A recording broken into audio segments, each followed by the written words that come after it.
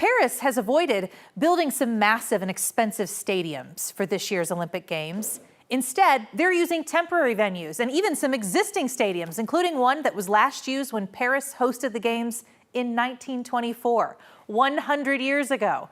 Matt Renew joins us live in Paris tonight. He's been covering the Games.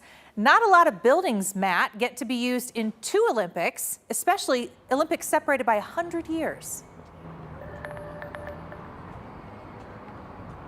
You're right, Jen. It has been 100 years since Paris last hosted the Summer Olympics, and it's the only venue that was used a century ago, back in 1924. The only venue to be used a second time, again now in 2024, and it was updated and modified with the help of Denver-based Populous.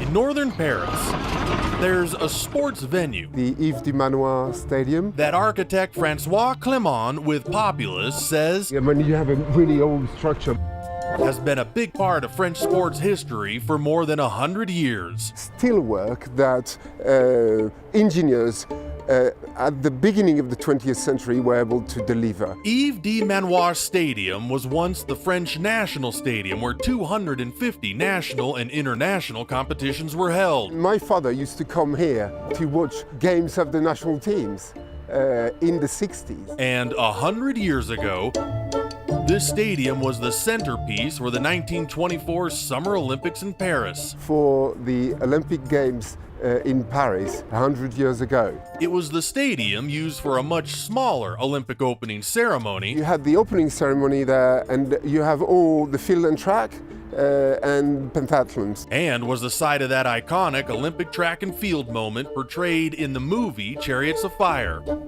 In 1924, two athletes won a gold medal in sprint, Eric Liddell and Harold Abrams, which was then therefore part of the beautiful film The Chariots of Fire. A century later, Yves du Manoir Stadium is still around, and while it's been renovated over the years, the original steel beams survived the years. And this stadium are still being used for field hockey during the 2024 Summer Olympics. We will have two field of plays. All in a stadium that's been updated by populous architects like Francois. A bit more blue on top of it suddenly makes it shine again. But comes with a sports history, a century in the making. There's a lot of history there.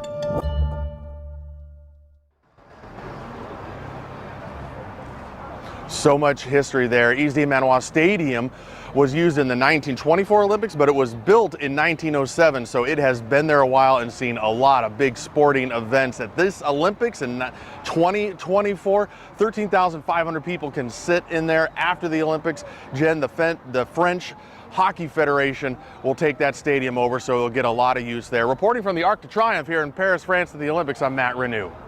Nice to see you, Matt. Nice to check in today. Thanks for that story. Have a good one.